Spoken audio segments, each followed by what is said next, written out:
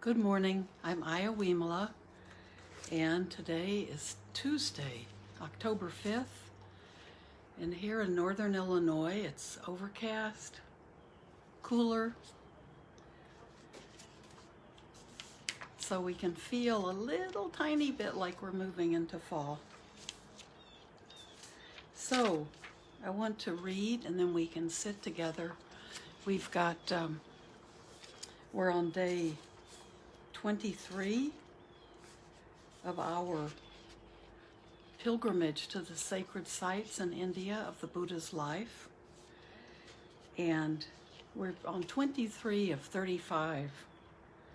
So day 23, we have a very short reading and a short reflection. Be your own island from Samyutta Nikaya 47:14. And the reflection is again and again. These are two very well-known pieces, and that's from Samyutta Nikaya 7:12. So why don't I read these and then we'll sit. You can go ahead and sit in your meditation posture and just listen to the words. May help calm your mind, and certainly can help you turn your thoughts away from the everyday world and just focus a little more inwardly. So, day 23, be your own island. Once, not long after Venerable Sariputta and Venerable Moggallana had attained final Nibbana, the Buddha was staying among the Vajjayans on the bank of the river Ganges with a large number of bhikkhus. The Buddha surveyed the bhikkhus, who were all silent, and said, "This assembly appears to me empty now that Sariputta and Moggallana have attained final Nibbana. It is wonderful that when my disciples act in accordance with the teacher's instructions, they will be revered and esteemed by the fourfold Sangha. It is wonderful that when such a pair of disciples has attained final Nibbana, there is no sorrow or lamentation in the Tathagata." So the fourfold Sangha, remember, are men and women lay people, and the bhikkhus and the bhikkhunis. And the Tathagata is the enlightened one. So his two really good, noble friends and his two excellent teachers, and they were foremost in the group of bhikkhus. That's Moggallana and Sariputta, and they had died, and that's final enlightenment. Suppose that the largest branches of a mighty tree were to break off. That is how it is for the Tathagata that Sariputta and Moggallana have attained final Nibbana. One may wish, may what is born come to be, conditioned and subject to disintegration, not disintegrate, but that is impossible. Therefore, dwell with yourself as your own island, with yourself as your own refuge, with no other refuge, and with the Dhamma as your refuge, with no other refuge. How does one dwell with oneself as one's own refuge? One dwells ardent, clearly comprehending, and mindful, having subdued longing and dejection in regard to the world. One dwells contemplating the body in the body, ardent, clearly comprehending, and mindful, having subdued longing and dejection in regard to the world. One dwells contemplating feelings in the same way. One dwells contemplating the mind in the same way. One dwells contemplating phenomena in the same way. one who dwells with oneself as one's own island, with oneself as one's own refuge, with no other refuge, and with the Dhamma as one's refuge, with no other refuge, will be for me foremost of those keen on the training. Samyutta Nikaya 47:14. Beautiful, beautiful words.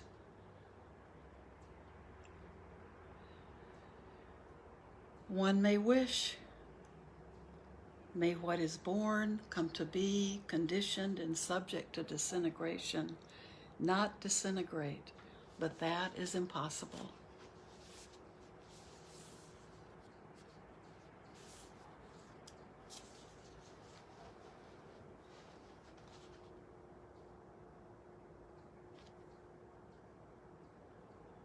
So let's read the reflection now again and again. One morning in Savatthi, the Buddha dressed, took his bowl and robe, and approached the residence of the Brahmin Udaya. Udaya filled the Buddha's bowl with rice. The next morning, the Blessed One again went to Udaya's residence, and the Brahmin filled the Buddha's bowl with rice a second time. The next morning, the Buddha again went to Udaya's residence, and after the Brahmin Udaya had filled the Buddha's bowl with rice a third time, he said, This pesky ascetic Gautama keeps coming again and again and again. The Buddha recited these verses. Again and again they sow the seeds. Again and again the Sky King reigns. Again and again the farmers plow the fields. Again and again the land produces grain. Again and again the beggars come and beg. Again and again the generous donors give. Again and again when many gifts are given. Again and again the donors reach the heavens. Again and again the dairymen milk the herds. Again and again the calf goes to its mother. Again and again we tire and we toil. Again and again the heedless come to birth. Again and again comes birth and dying follows. Again and again we are carried to the grave. Only by gaining the path for non-returning is a person of wisdom not again and again reborn. Hearing this, Udaya took refuge in Buddha, the Dhamma, and the Sangha. Samyutta Nikaya 7:12. So his realization that this is just, this goes on and on and on and on. He became a student of the Buddha's teachings. Again and again. So,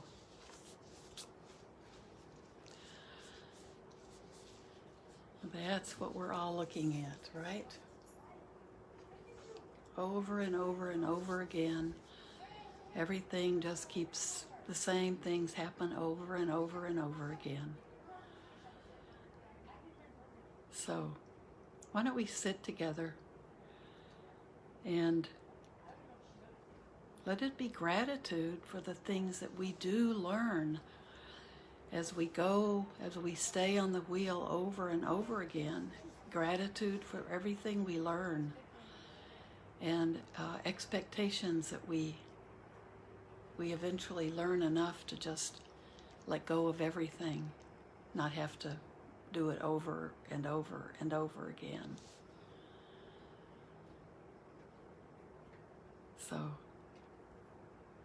allow yourself to close your eyes, relax, be aware in your body.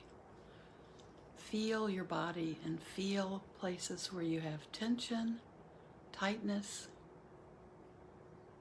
resistance.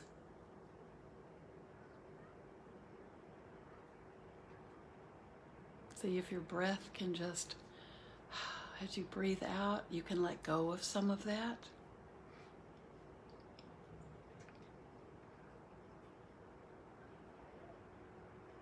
This is your time.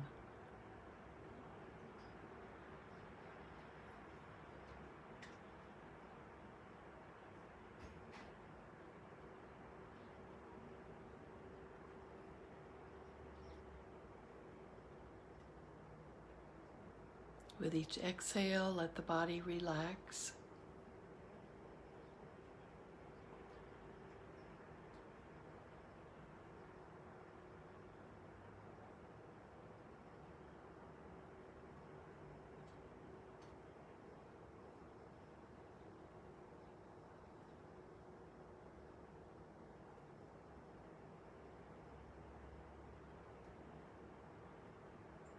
Just be aware of your breath.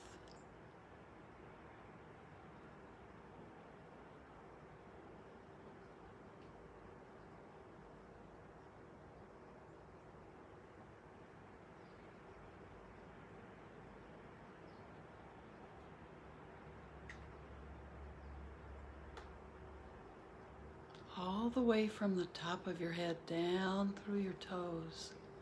Allow your body to relax. Be aware of your physical body.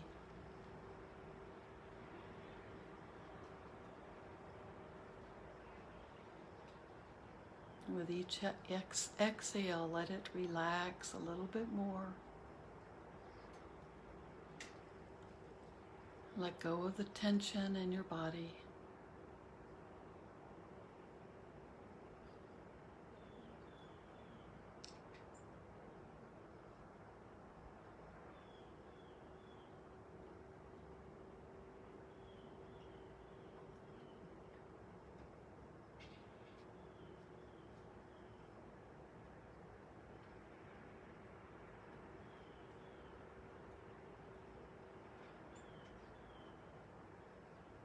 With each inhale, smile and come back, be back in your body. We don't leave our bodies for this practice.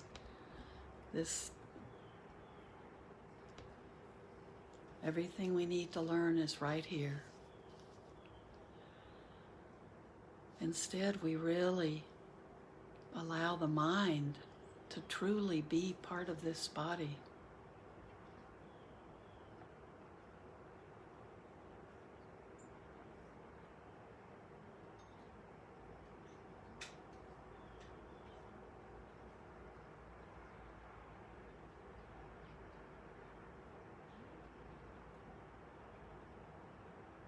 And allow anything that's arising in your body, just allow it to be present to you.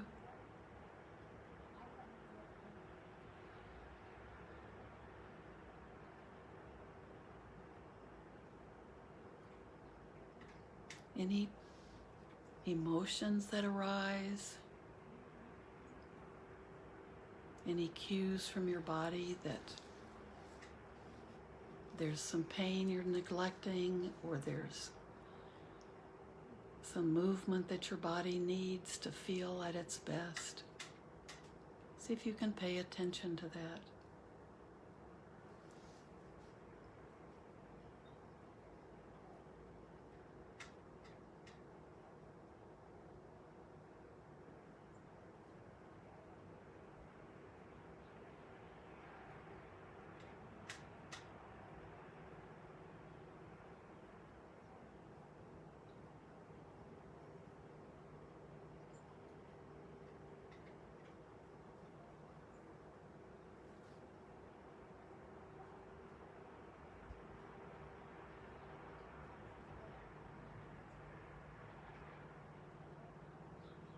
Maybe something from the reading stuck in your mind. Maybe you're aware of that.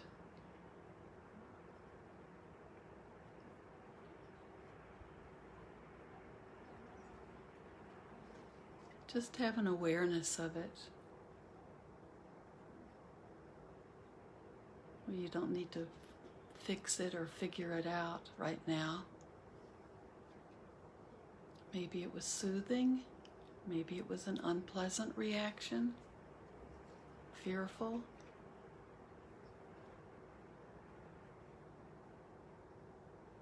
Or maybe it was exactly right for you to hear.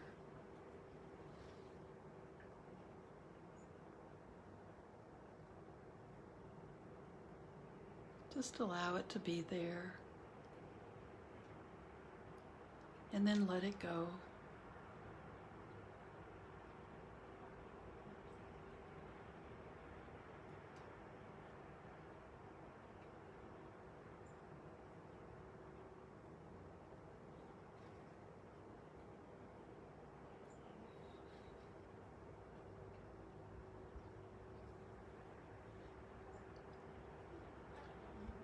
You can go back later to things that you want to deeper into, the things that you might want to look at more closely.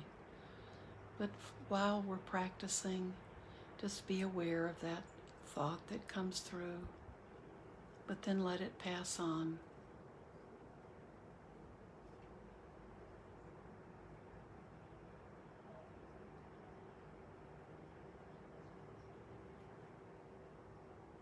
Just keep coming back to your breath.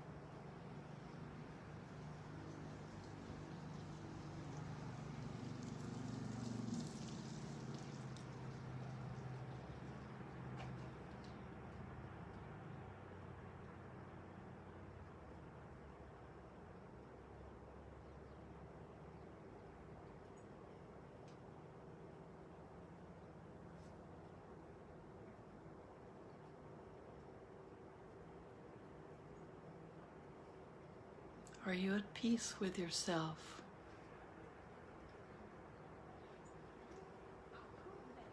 Or are you restless?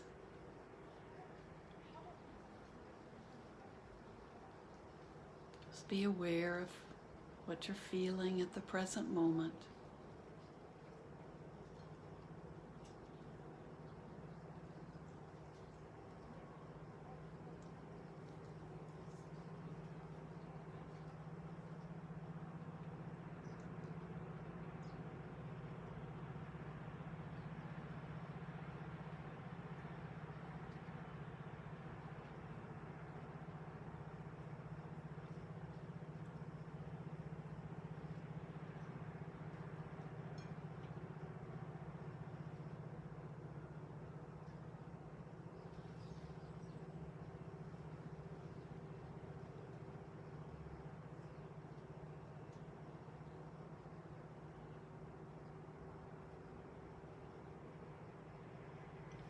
Let's practice metta, loving kindness, for a few minutes before we end.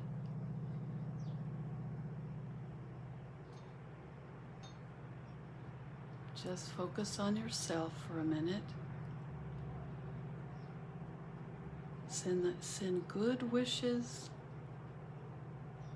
good feelings of kindness and love to yourself, friendliness to yourself. We want to become our best friends. Accept yourself exactly the way you are right now.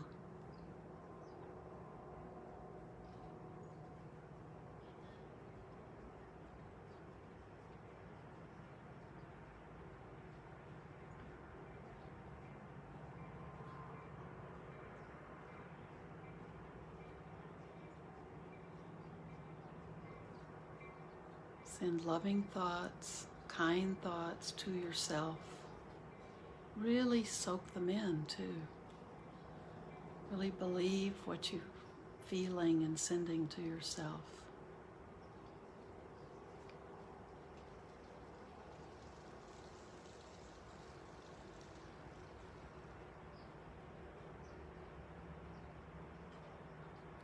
May I be well.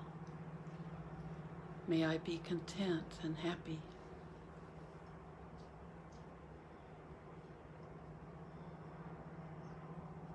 May I feel safe in the world. May I be at peace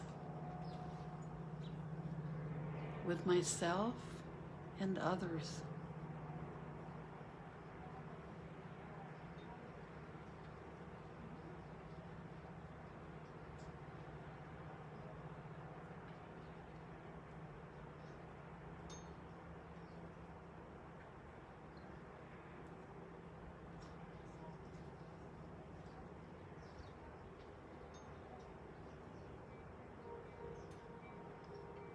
Now think of your loved ones.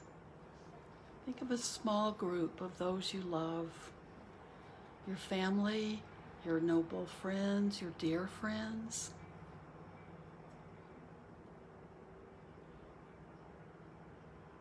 You can choose just a small select number so you're not overwhelmed, or you can think of the entire group of people that you think of as your love and your support. May all my loved ones be well and happy. May they be content. May they feel safe in the world.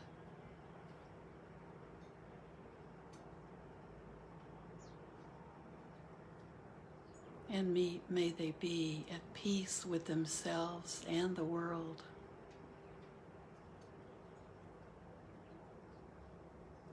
Not attached, but at peace.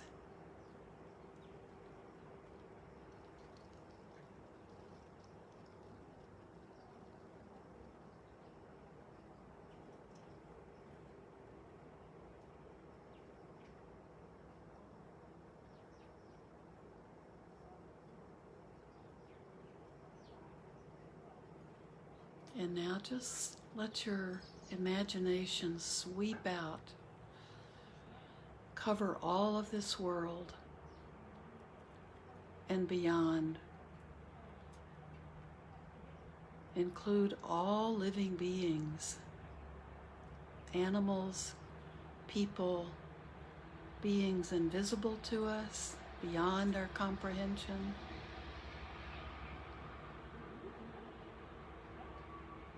Friends, enemies, people with different viewpoints about the world,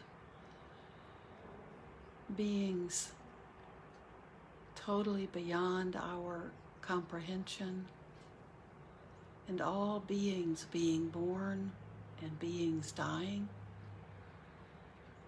May all beings be free from suffering and its causes.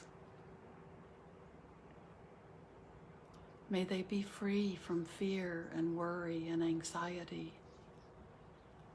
free from hunger and thirst and the extremes of the weather. May all beings be able to care for themselves, and may they be cared for lovingly by others if they are not capable of caring for themselves.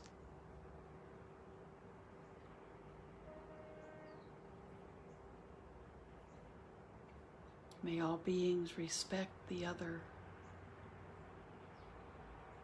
and may all beings live in peace.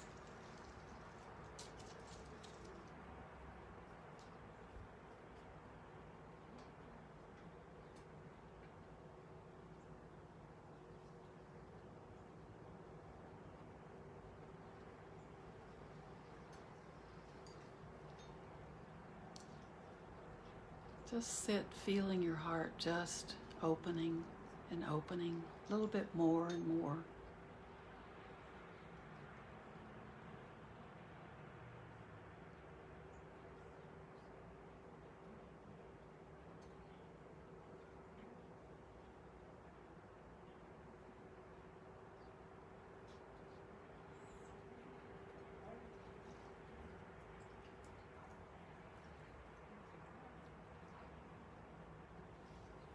And may everything we do, every word we speak, every thought we have, every action we take, be done not only for our own benefit today, but for the benefit of all of these other living beings. Make it count. Thank you, and thanks for being part of my practice.